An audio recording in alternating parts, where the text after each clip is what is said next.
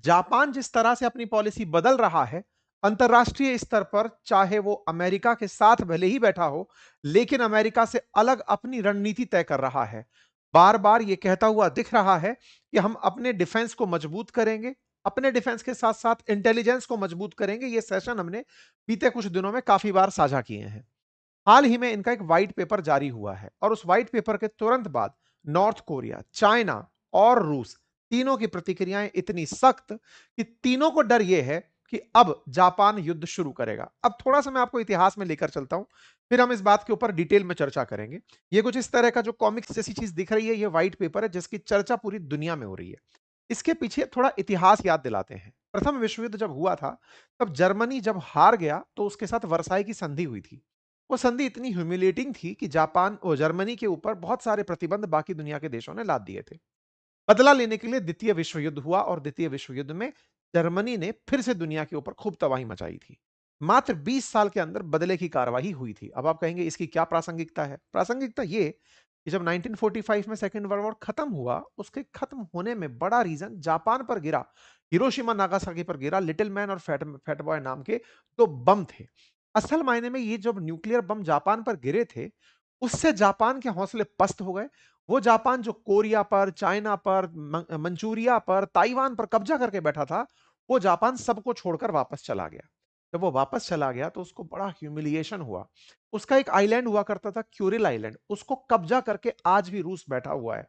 जिन जिन जगह पर उसके कब्जे होते थे सब वापस निकल गए। जापान इतना भयभीत हो गया कि उसने ये तय कर लिया कि अपनी कोई डिफेंस नहीं रखेगा, कोई वॉर स्ट्रेटेजी नहीं होगी, कुछ भी नहीं बनाएगा। ये 1945 की बात थी। लेकिन बीते कुछ दिनों में जो हुआ है, क्या हुआ है? ट्रंप ने जापान से कहा कि तुम हमारी सुरक्षा में, ये अभी थोड़े दिन पहले का याद होगा ना, जब तकाइची को बिठा करके ट्रंप उनको बहुत ज्यादा ह्यूमिलिएट कर रहे थे, ये कहते हुए कि तुमसे ज्यादा सरप्राइज कौन जानता है, पोर्ट ब्लेयर उस पे किया था, पर्ल हार्बर पर जब किया था, याद आ रहा है? कुछ वैसा अभी इन लोगों के साथ और भी घटित हुआ है। क्या? आए दिन नॉर्थ कोरिया इनके ऊपर से उड़ा के बैलिस्टिक मिसाइल दाग देता है, कहते हैं जापान वाले कुछ नहीं करेंगे। चाइना वाले एनी टाइम जापान को ट्रोल करते रहते हैं। मतलब दुनिया की थर्ड लार्जेस्ट इकोनॉमी होते हुए भी उसको आए दिन पड़ोसी देशों के साथ इस चिंता में जीना पड़ता है कि कभी भी हमला हो सकता है। अमेरिका जो कभी इस डिफेंस की गारंटी देकर जापान में चल रहा था, आजकल वो खुद दुनिया में अपनी जगह जहां जहां युद्ध छेड़ रखे हैं, वहां पर डिफेंस के इक्विपमेंट को उठा उठा कर भाग रहा है। ऐसे में जापान को रियलाइज ये हुआ कि अमेरिका अब ज्यादा दिन तक हमारी रक्षा कर नहीं पाएगा। और जिस तरह के हालात बन रहे हैं, रशिया यूक्रेन युद्ध चल रहा है, अमेरिका ईरान चल रहा है, इजराइल गाजा चल रहा है, भारत पाकिस्तान चल रहा है, जापान युद्ध में उतरेगा, अब ये तय हो चुका है। ये बात तय कैसे हुई? जब इन्होंने ये व्हाइट पेपर जारी किया। व्हाइट पेपर बुक का नाम है जिसको इन्होंने जारी किया। इनकी एनुअल डिफेंस रिपोर्ट है ये। बस उस एनुअल डिफेंस रिपोर्ट के ऊपर जो प्रतिक्रियाएं हैं ना, अब मैं आपको उस पर लेकर चल रहा हूं और उसकी डिटेल में लेकर जा रहा हूं कि इन्वेजन क्या था और अब जापान की असली रणनीति क्या है। वो कैसे इन देशों के साथ मुकाबला करने के बारे में प्लान करना शुरू कर दिया है। जिस जापान ने कभी शस्त्र ना उठाने की कसम खाई थी, आज वो इस तरह की धमकियां दे रहा है कि बैठा जापान में चर्चा ताइवान की कर रहा है। जापान बैठ के चीन की तरह चर्चा कर रहा है, रूस की चर्चा कर रहा है कि सब देशों के साथ कैसे निपटना है, वो सब ओपनली जारी कर दिया है। अब नॉर्थ कोरिया ने जो इनका व्हाइट पेपर जारी हुआ जापान वालों का, उस पर कहा कि ये री इन्वेजन माइंडेड फील हो रहा है। अब ये पूछेंगे व्हाइट पेपर क्या था? तो असल में क्या है, जापान अपना एक डिफेंस पेपर जारी करता है ये बताने के लिए कि हमारी भविष्य की स्ट्रेटेजी क्या होगी। मतलब अब आने वाले समय में जापान हमारा प्रिंसिपल सिक्योरिटी थ्रेट होगा। ये इस प्रकार से चीजें निकाल रहे हैं। जापान ने खुद दुनिया भर के देशों के लिए कि कौन से देश हमारे लिए चिंता का विषय होंगे, इसकी बात की है। अब इस लाइन का मतलब है री इन्वेजन माइंडेड हो गया है जापान। री इन्वेजन मतलब जैसे पहले इन्होंने हम पर इन्वेजन किया था, हम पर कब्जा किया था, जापान वैसे ही बढ़ रहा है, ये नॉर्थ कोरिया का मानना है। आप पूछेंगे क्या वाकई में जापान ने कभी कब्जे किए हैं? बिल्कुल। 1592 से 93 के बीच में एक बार जापान ने कब्जा किया चाइना के ऊपर। 1597-98 के बीच में जापान ने कोरियन पेनिनसुला के ऊपर। 1894 से 95 के बीच में चाइना और जापान के बीच। 1910 में कोरिया पूरा ही कब्जा कर लिया, उत्तर कोरिया, नॉर्थ कोरिया। मंचूरिया पर 1931 में। 1937 के बाद तो चाइना के ऊपर हमला ही कर दिया। 10 साल तक चाइना में, मेनलैंड चाइना पर जापान का हमला। तो ये सब काम वो कर चुका है। जब कर चुका है, तो लोगों में इस बात की चर्चा हो गई कि जापान फिर से हमले प्लान कर रहा है। ये बात कहां आई? इस डिफेंस पेपर में। डिफेंस पेपर का पेज नंबर 1 मैं आपके सामने ऐसे खोलकर चल रहा हूं। इसे annual white paper defence of Japan 2026 के नाम से बताया गया। ये जापान के डिफेंस मिनिस्टर हैं जिन्होंने इस पूरी बुक को जारी किया है। अब एक बार जापान को लोकेशन पे समझते हैं, फिर इस पेपर का महत्व समझेंगे। देखिए, अगर आप इसको देखते हैं ना, तो चाइना और चाइना के पूर्व की तरफ अगर आप चलते हैं, तो ये रहा जापान। जापान के अंदर 4 आइलैंड हैं, होकाइडो, होशु, क्यूशु और शिकोकू। तो ऐसे होकाइडो, होशु, क्यूशु, शिकोकू करके जो ये 4 आइलैंड हैं, इन 4 आइलैंड वाले देश के साथ ये छोटे-छोटे आइलैंड और जुड़े हुए हैं। ये जो छोटे-छोटे आइलैंड जुड़े हुए हैं ना, इन्हीं का नाम क्यूरिल आइलैंड है। ये क्यूरिल आइलैंड जो है वो इस समय रूस के कब्जे में है। पहला पॉइंट तो आप ये जानिए। दूसरी बात आगे करेंगे और डिटेल में करेंगे। जापान के सामने चाइना का समुद्र है। तो ऐसे में इसको आप कह तो साउथ चाइना सी भी, साउथ जापान सी भी कह सकते थे, वेस्ट जापान सी कह सकते थे। लेकिन चाइना के नाम पर इसे ईस्ट चाइना सी के नाम से जाना जाता है। ऐसे ही कोरिया और जापान के बीच के समुद्र को सी ऑफ जापान के नाम से जाना जाता है। आप पूछेंगे ये क्यों बता रहे हो? क्योंकि अभी जब मैं इस बुक के अंदर घुसूंगा तो इन सबका जिक्र है, इसलिए बता रहा हूं। ऐसे ही चाइना के दक्षिण में, अच्छा, दिशाओं को पढ़ने का तरीका हमने कई बार पहले भी डिस्कस किया है। बिल्कुल कुछ इस तरह से मैप पढ़ा जाता है। ऊपर की तरफ उत्तर, नीचे की तरफ दक्षिण, राइट में ईस्ट, लेफ्ट में वेस्ट। तो चाइना के दक्षिण में ये वाला पूरा पानी जो भरा हुआ है, इसे साउथ चाइना सी कहा जाता है। और साउथ चाइना सी में यहां पर डला हुआ एक क्षेत्र है जिसका नाम ताइवान है। अब जापान के सामने की तरफ ये रहा साउथ कोरिया, ये रहा नॉर्थ कोरिया। देखिए, नॉर्थ कोरिया का बॉर्डर रशिया से भी लगता है और चाइना से भी लगता है। तो अब देखिए, ये तीनों देश, रशिया, चाइना, नॉर्थ कोरिया, इन्हें चिंता हो गई है जापान की, क्योंकि जापान इनके सामने ही बैठा हुआ है। अब एक तरह से देखा जाए तो ज्यादा चिंता जापान को इनकी होनी चाहिए। क्यों होनी चाहिए? क्योंकि भाई जापान को सामना इनका देखने को मिलेगा, तो यह हो सकता है कि सीधा सीधा सबके निशाने पे जापान अकेला होगा। लेकिन इन्हें चिंता यह है कि यह हमें यूं मारेगा। अब यह हमें यूं मारेगा, तो अब इसी चिंता को आगे समझते हुए मैंने आपको ये मैप दिखा दिए हैं। ये ताइवान मैंने ऑब्जर्व करा दिया है, ये साउथ चाइना सी मैंने आपको बोल्डकर में दिखा दिया है। अब पहली चिंता जिसमें जापान ने कहा है कि चीन का हमारे प्रति जो रवैया है वो चिंताजनक है। इन्होंने कहना है कि चीन ताइवान के आसपास अपने सैन्य अभ्यास बढ़ा रहा है। साउथ चाइना सी को वो पूरी तरह से सैन्यकृत कर रहा है, जो जापान के लिए खतरा है। ये इन्होंने बकायदा साउथ चाइना सी के अंदर जो जापान चाइना की स्थिति है उस पर कमेंट्री की है। फिर से मैं मैप दिखा देता हूं। ये रहा साउथ चाइना सी, और जापान कहां बैठा है? बहुत ऊपर। साउथ चाइना सी यहां है, जापान बैठा है यहां पर। चर्चा कहां की कर रहा है? यहां की, कि बोले चाइना वाले साउथ चाइना सी में जो कर रहे हैं ना, वो हमारे लिए चिंता है। अच्छा, आप पूछेंगे ऐसा भी क्यों है? कारण भी है इसका। साउथ चाइना सी से होकर के ही आप मलक्का स्टेट जाते हैं। जब स्टेट ऑफ मलक्का जानी होती है आपको, तो चाइना और जापान जिनको भी इंडियन ओशियन में ट्रेड करना होता है, उनका मैक्सिमम ट्रेड साउथ चाइना सी से होकर होता है। तो इसलिए बोले यहां पर जो चिंता है वो हमारे लिए बड़ी चिंता है। एक तरह से इन्होंने इस बात को हाईलाइट कर दिया। Global balance of power shifting dramatically and competition among states is growing. In particular, interstate competition between US and China is likely to intensify even further in the future. ये बात इन्होंने यहां पर बोल दी। चाइना और US के बीच की भी चर्चा इन्होंने यहां पर कर दी। दूसरी बात करिए, ताइवान स्टेट को जापान अपनी सुरक्षा से जोड़कर देख रहा है। मतलब समझिए, फिर से मैं मैप पर आऊंगा, आप इसको समझिए। जापान यहां बैठा हुआ है, जापान यहां बैठा हुआ है, लेकिन ताइवान और चाइना के बीच में कुछ भी होता है तो बोले ये हमारे लिए चिंता की बात है। आप पूछेंगे भैया तुम तो बहुत दूर बैठे हो, ये तो वैसी वाली बात है कि भारत कहे कि मालदीव्स और मॉरिशस मुझे असर डालते हैं। तो बिल्कुल वैसे ही ये कहते हैं कि हमारे लिए ताइवान स्टेट चिंता का विषय है। आप पूछेंगे ऐसा क्यों? कारण ये है, साउथ चाइना सी से आया हुआ जो सामान है ना, वो इस ताइवान स्टेट से होकर के ही जापान पहुंचता है। तो हालांकि इस ताइवान स्टेट, ताइवान के दक्षिण से भी निकलता है, लेकिन ताइवान स्टेट से भी निकलता है। बोले ताइवान स्टेट बाधित हुई तो फिर हमारे ट्रैवल बाधित होंगे। तो इन्होंने इस बात पर भी इशू डाला है। मतलब जापान ने तकाइची का एकदम स्टैंड क्लियर कर दिया है कि हम ताइवान के साथ हैं, चाहे जो भी हो। मतलब एक प्रकार से यह समझिए कि ताइवान का साथ जापान नहीं छोड़ेगा, यह वर्तमान में जापान का स्टैंड है। याद रखिए, ताइवान चाइना अपना मानकर चलता है। वो ये मानता है कि ये तो हमारा सॉवरेन राइट है, ये तो हमारे पास होना ही चाहिए। लेकिन जापान जब ताइवान के बारे में बोल रहा है कि नहीं, ये हमारा ही हिस्सा रहे, हम इसके साथ खड़े हैं, ये दर्शाता है कि ताइवान पर चीन का अगर कोई भी हमला होता है तो जापान किसकी तरफ खड़ा होगा। ये अपने आप में एक बड़ा पॉइंट है। तीसरा पॉइंट, उत्तर कोरिया का न्यूक्लियर और मिसाइल प्रोग्राम हमारे लिए चिंता की बात है, सच भी है, क्योंकि नॉर्थ कोरिया आए दिन, अभी 12 अगस्त की खबर देख रहे हैं, इन्होंने हाल ही में मिसाइल फिर से परीक्षण कर डाला। ये नॉर्थ कोरिया वाले करते रहते हैं और जापान वाले इसके अपडेट ही देते रहते हैं कि साहब हम पर, मतलब हमारे ऊपर से एक मिसाइल टेस्ट कर दिया है इन्होंने, सस्पेक्टेड मिसाइल टेस्ट हो गया। तो नॉर्थ कोरिया का जो न्यूक्लियर और मिसाइल डेवलपमेंट प्रोग्राम है, जापान ने इसे भी कंठस्थ तरीके से याद कर लिया है कि भैया तुम्हें हम किस तरह से काउंटर करेंगे। ये तो सब एक तरफ, इन्होंने रूस यूक्रेन युद्ध से भी कुछ सबक सीखा है, जो इन्होंने इस पेपर में लिख दिया है। आप सोचिए कि कोई डिफेंस, मतलब डॉक्यूमेंट बाहर आ रहा है, ये बहुत ही सिक्योर और सुरक्षित प्रकार की चीज हुई नहीं आनी चाहिए, लेकिन इसमें इनका कहना है कि रशिया यूक्रेन वॉर से हमें कुछ सीखने को मिला है। क्या मिला है? बोले इस युद्ध में drone, autonomous system, cyber operations, electronic warfare और इंफॉर्मेशन वारफेयर युद्ध का स्वरूप बदल रहे हैं। आपको ध्यान है, जब रशिया यूक्रेन युद्ध शुरू हुआ था, दुनिया भर के देशों ने यह सबक लिया था।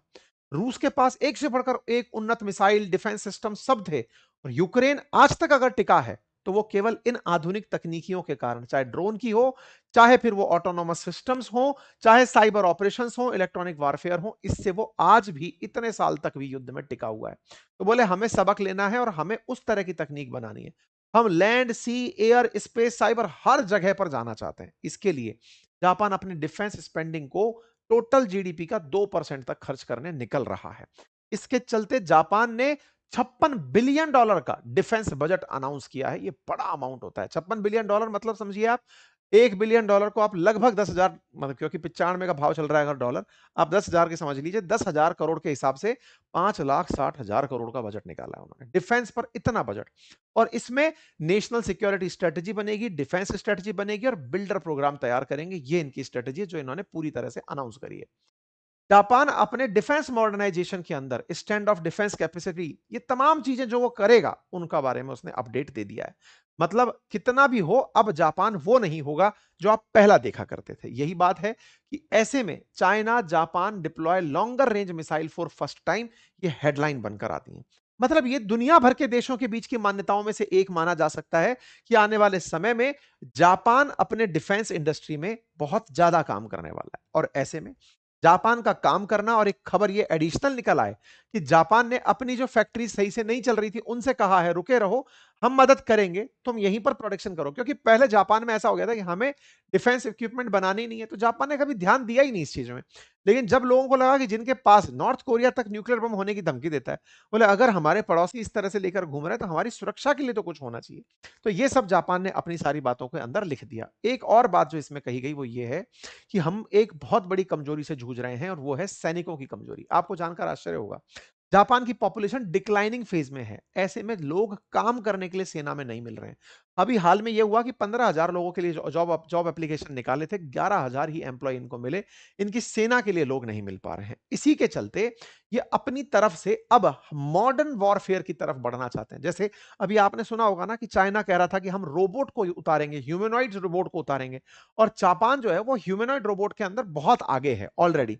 तो ऐसे में अगर चाइना इंसानों की जगह रोबोट उतार रहा है, तो जापान अपनी टेक्नोलॉजी, क्योंकि उच्च तकनीकी लिए जाना जाता है, वो अपनी टेक्नोलॉजी के माध्यम से हो सकता है भविष्य के वॉरफेयर में रोबोट, ह्यूमनॉइड रोबोट, ड्रोन्स, इनका उपयोग करता हुआ दिखाई दे। मैंने ये जानकारी जो आज आप सुन रहे हैं, ये 2 मई 2026 को ही दे दी थी। जापान फिर डराने वाला है। हमारा जो दूसरा प्लेटफॉर्म है अपनी पाठशाला, वहां मैंने ये साझा किया था कि जिस तरह से ये लोग आगे बढ़ रहे हैं, आप देखिए मई से जून, जुलाई, अगस्त में पहुंचे हैं आप। अभी 3 महीने के भीतर भीतर इन्होंने अपना राज खोल दिया कि हम क्या करने वाले हैं। इस पर जापान कोई प्रतिक्रियाएं आई क्या? आई ना। सबसे पहली प्रतिक्रिया आई निकल करके साफ चाइना की। उन्होंने कहा कि ये सब फॉल्स नैरेटिव चलाते हैं हमारे खिलाफ जापान वाले, हम इनके साथ नहीं है ताइवान के मसले पर, ये हमारे इंटरनल मसले पर जो हमेशा कहते हैं। इनसे बड़ी रिएक्शन आई रशिया की। रशिया ने कहा कि हमारा और जापान का तो अब तक सब सही चल रहा था, अरे चलता क्यों नहीं? आप उसका क्यूरिल आइलैंड दबाकर बैठे हुए हैं तब से, अब उसका आइलैंड लगाकर बैठे हुए हैं, कह रहे हैं हमारी उसकी कोई लड़ाई नहीं है। चाइना, रशिया बोला है कि rejection of Russian threat narrative, बोले हम नहीं मानते, हम उनके लिए थ्रेट है ही नहीं, हम उनको मानते ही नहीं है। हाँ, लेकिन इंडो पैसिफिक क्षेत्र में नाटो के रूप में जापान बहुत तेजी से आगे बढ़ रहा है। आपको इसमें एक जानकारी देता हूं। नाटो जो है ना, north atlantic treaty organization, atlantic ocean के आसपास बसे हुए देशों का समूह है। चूंकि जापान पैसिफिक ओशन में पड़ गया, तो पैसिफिक ओशन में नाटो पार्टनर कंट्रीज होती हैं। तो जापान हुआ, साउथ कोरिया हुआ, ऑस्ट्रेलिया हुआ, न्यूजीलैंड, ये नाटो पार्टनर कंट्रीज हैं। इसी वजह से आप देख सकते हैं मार्क रूट के साथ में जापान के डिफेंस मिनिस्टर की अभी मुलाकात हुई है। हेडलाइन भी ये निकल कर आई, NATO secretary general Mark Rutte welcome Japan minister of defence Shinjiro Koizumi to NATO headquarter in Brussels. और क्या कहा कि importance of NATO's partnership with Japan and discussed the connection between Euro Atlantic security and security in Indo Pacific. मतलब Japan ना केवल अपनी सुरक्षा पर फोकस कर रहा है, बल्कि वो नाटो पार्टनरशिप भी लेकर चल रहा है। अब आते हैं असली खेल पर। खेल क्या है? देखो साथियों, ये है ना, रशिया दुनिया का सबसे बड़ा क्षेत्रफल रखकर बैठा हुआ है। मतलब समझिए कि एशिया में भी है ये, तो यूरोप में भी फैला हुआ है। एक समय यूएसएसआर हुआ करता था, उसके बावजूद भी आज ये इतना बड़ा है। अब जो रूस का पूर्वी एरिया है ना, उस पूरब की तरफ जब आप चलते हैं तो यहां पर एक सखलिन आइलैंड है। इस सखलिन आइलैंड पर मतलब रशिया वालों ने अपनी तरफ से अपनी नेवी वगैरह बिठा रखी है, ताकि वो इस क्षेत्र पर नजर रख सके। आप इंटरेस्टिंग बात देखिए, रूस एक तरफ यूरोप से जंग लड़ रहा है, उसका एक किनारा, दूसरी तरफ वो जापान से जंग लड़ रहा है दूसरे किनारे से।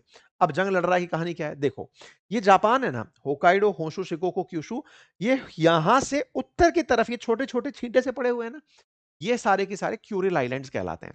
इन क्यूरिल आइलैंड्स को, अच्छा, ये अपना नदर्न आइलैंड बोलते हैं क्योंकि नॉर्थ में है। चाइना, रशिया वाले इनको क्यूरिल आइलैंड बोलते हैं। अच्छा, अब क्या है, रूस ने इन आइलैंड्स पर कब्जा किया 1945 के बाद। 1945 में क्या हुआ था?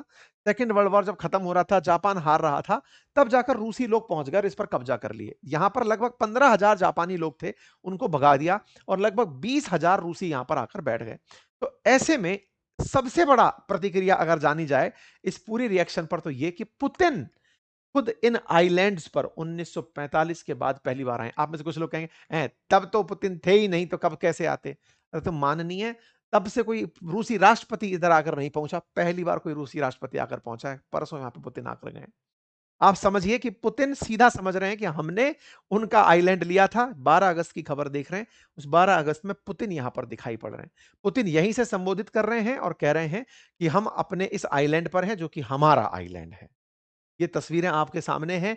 यहां पर देख लीजिए, क्यूरिल आइलैंड के अंदर क्रेमलिन की तस्वीरें तरफ से आई हुई हैं। इतना ही नहीं, मछली के अंडे भी आपने खाए। यहां पर तस्वीरें बाहर निकल कर आई, और यहां पर आप अगर ऑब्जर्व करें तो यहां पर एक संदेश सीधा सीधा मॉस्को कहता है कि हमारे जो पूर्व, इनके जापान के जो पूर्व प्रधानमंत्री थे शिंजो आबे, उनके साथ बढ़िया रिलेशन थे। पता नहीं आजकल की सरकारें कैसी आ गई हैं। कुल मिलाकर रूस ने, अगर जापान ने, उधर रूस पता चल रहा है यूक्रेन से जंग में लगा हुआ है, और एकदम दबक के उन्होंने क्यूरिल आइलैंड कब्जा कर लिया, तो वो क्या स्ट्रेटजी बनाएंगे? वो स्ट्रेटजी बनाते हुए दिखाई दिए। इसका मतलब यह है कि इस तरफ भी एक मोर्चा खुल रहा है जंग का, और इस जंग के मोर्चे में दो बड़ी जंग दिखाई दे रही हैं। चाइना की ताइवान पर कब्जे की, और जापान की क्यूरिल आइलैंड पर कब्जे की। अगर रूस कमजोर पड़ता है, तो भाई साहब समझ कर चलिएगा क्यूरिल आइलैंड जापान का होगा, और अगर अमेरिका कमजोर पड़ता है तो ताइवान चाइना का होगा। ये स्थितियां इस तरफ बनकर आ गई हैं। इसीलिए मैंने कहा, ईस्ट की तरफ एक नया मोर्चा खुल रहा है। अब ये मोर्चा कब आपको होता हुआ दिखाई दे जाए, क्योंकि हमने कभी आप लोगों से ऐसे ही ईरान अमेरिका की भी बातें की थी, तमाम दुनिया भर के वेनेजुएला की भी ऐसी ही बातें की थी। अब ये मोर्चा यहाँ नया खुल रहा है। जब भी जैसे एग्जीक्यूट होता है, आपको यहाँ पर बताया जाएगा। तो उम्मीद करते हैं आप लोगों को ये जानकारी पसंद आई हो। जानकारी पसंद आई हो तो साथियों से साझा करें। चैनल पर नए हैं तो सब्सक्राइब करना बिल्कुल भी ना भूलें, क्योंकि आप सब्सक्राइब करते हैं तो हमारा मोटिवेशन बना रहता है।